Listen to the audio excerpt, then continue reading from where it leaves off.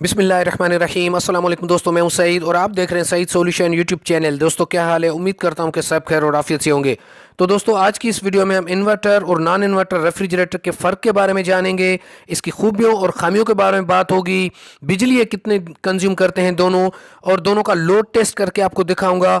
जहां ज़्यादा load shedding होती है वहां के लिए कौन सा बेहतर है, एक छोटी यूपीएस या सोलर सिस्टम पर इनमें से कौन सा बेहतर चलता है, स्टेबलाइजर और वोल्ट प्रोटेक्टर किसके लिए बेहतर है, 5 वे एवापोरेटर 3 वे एवापोरेटर क्या होता है, और इन्वर्टर रेफ्रिजरेटर का क्या सर्किट जल्दी ख़राब हो जाता है, और अगर ख़राब हो जाता है तो क्या परेशानी आती है। तो चलें वीडियो को शुरू करते हैं, स्टार्ट करते हैं इस नॉन इन्वर्टर रेफ्रिजरेटर के लोड से। और यहाँ पर देखें जनाब, ये 740 वाट पर ये स्टार्ट हुआ है और उसके बाद ये आया है 195 वाट पर। मतलब ये कि नॉन इन्वर्टर रेफ्रिजरेटर होगा या फ्रीज़र होगा तो वो स्टार्टिंग लोड लेगा। यहाँ पर आपने देखा कि 700 वाट तक इसने लोड लिया है, और आगे चल के मैं आपको क्लेम मीटर से भी चेक कराऊंगा कि एम्पेयर्स में वो कितना बनता है, कि अगर हम उसको एक छोटे यूपीएस पर चलाना चाहें तो क्या वो चल सकता है या नहीं। तो यहाँ पर अगर बात करें एम्पेयर्स की तो 1.36 एम्पेयर ले रहा है, और ये तकरीबन 180 वाट पर चल रहा है। ये नॉन इन्वर्टर रेफ्रिजरेटर एक दरमियाने साइज़ का। तो यहाँ पर हमने देखा, अब देखते हैं कि ये एम्पेयर्स कितने टॉर्क लोड पर लेता है, मतलब जब हम इसको स्टार्ट करते हैं।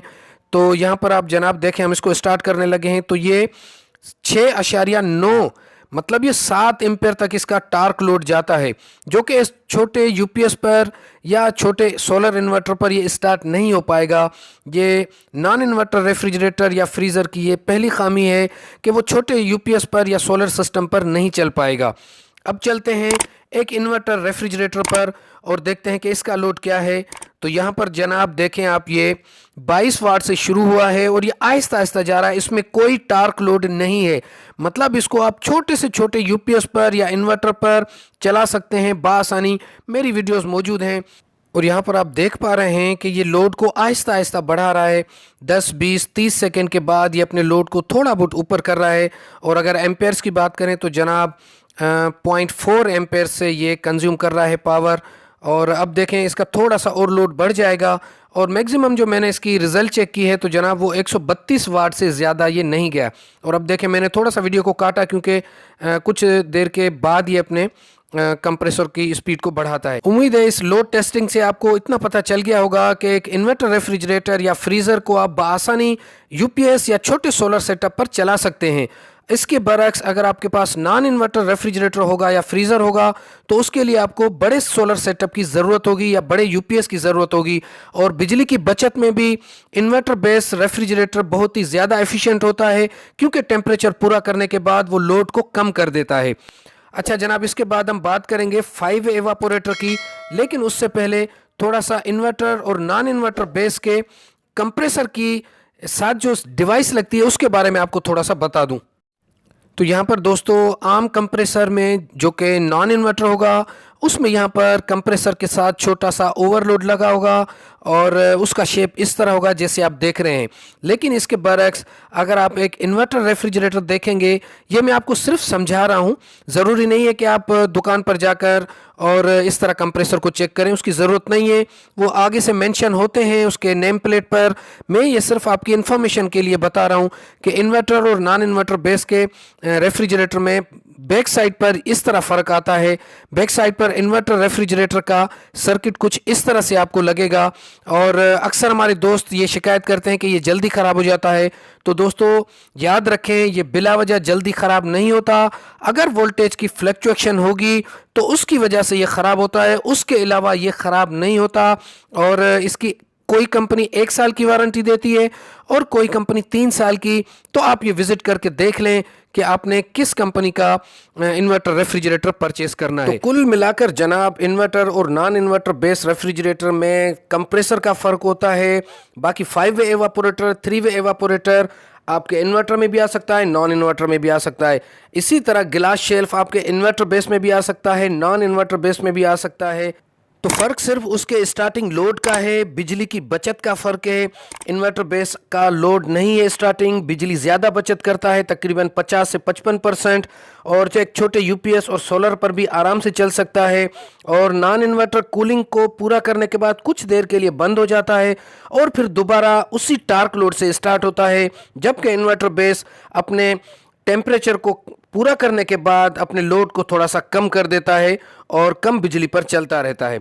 इसके बाद बात करते हैं 3 वे एवापोरेटर और 5 वे एवापोरेटर की। तो इस वक्त जो आप फ्रिज देख रहे हैं ये इन्वर्टर बेस्ड फ्रिज है, लेकिन ये 3 वे एवापोरेटर में है और इसकी हिफाजत थोड़ी सी ज़्यादा होती है, क्योंकि जिस तरह आप ये लाइनिंग देख रहे हैं यहाँ से गैस क्रॉस होती है और अगर आपने कोई नोकदार चीज़ लगा दी तो फिर इसके डैमेज होने का ख़तरा होता है। और 3 वे एवापोरेटर आप देख रहे हैं, ये इसकी बेस जो नीचे वाली है ये कूलिंग करती है और ये सामने वाला एरिया कूलिंग कर रहा होता है और इसकी टॉप पर कूलिंग होती है, इसकी साइडों पर कूलिंग नहीं होती। लेकिन इसका ये हरगिज़ मतलब नहीं है कि 3 वे एवापोरेटर कूलिंग कम करता है, इसकी कूलिंग भी बहुत ही कमाल की होती है। और यहाँ पर कंपनी ने एक आइस पैक दिया है, जैसे मैं अपनी वीडियोस में बताता रहता हूँ, अगर आपने फ्रीज़र के अंदर आइस के बाउल्स रखे होंगे या गोश्त रखा होगा, अगर मुसलसल फ्रिज चलेगा और वो जमे हुए होंगे तो वो आइस पैक्स का काम करेंगे, जैसा कि इस कंपनी ने आइस पैक अलग से दिया है। लेकिन इसकी ज़रूरत नहीं है, आप उसके अंदर अपनी चीज़ें ही रखें और अगर वो जमी हुई होंगी तो वो आइस पैक का काम करेंगी। ये इजाफी आइस पैक मुझे नहीं लगता कि किसी काम का होगा। तो अब चलते हैं 5 वे एवापोरेटर पे।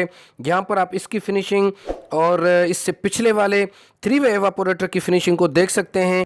इन दोनों में वाज़ेह फ़र्क ये है कि इसके ऊपर एक और इजाफी तह चढ़ी हुई है, जिस वजह से वो अंदर की कॉइल आपको नज़र नहीं आ रही है, जो लाइंस वाली कॉइल थी।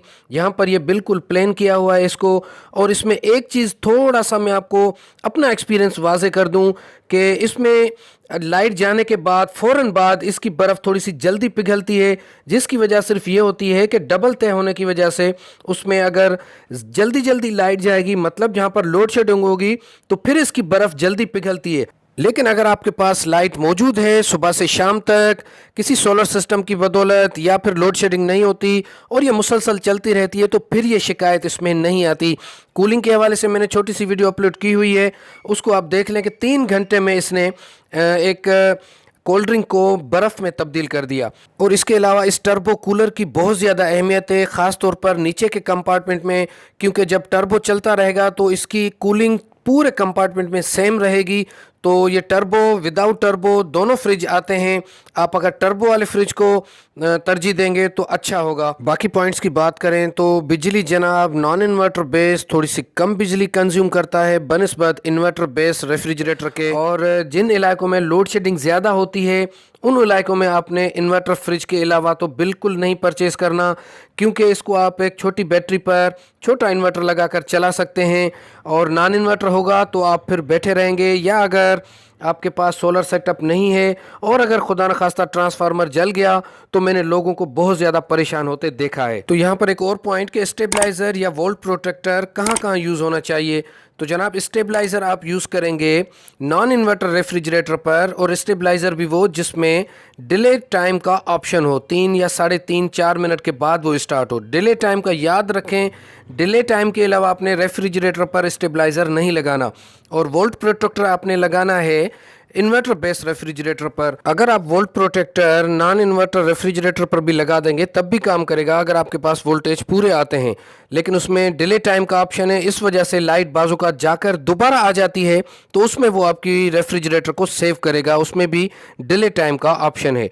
और जनाब इसके अलावा ये गैस किट देख रहे हैं, इसका भी आपने हमेशा ख्याल करना है कि रिमूवेबल गैस किट होनी चाहिए। और इसके साथ ही वीडियो को ख़त्म करते हैं, और उम्मीद है कि ये छोटी सी कोशिश आपके लिए बहुत ज़्यादा फ़ायदेमंद साबित होगी।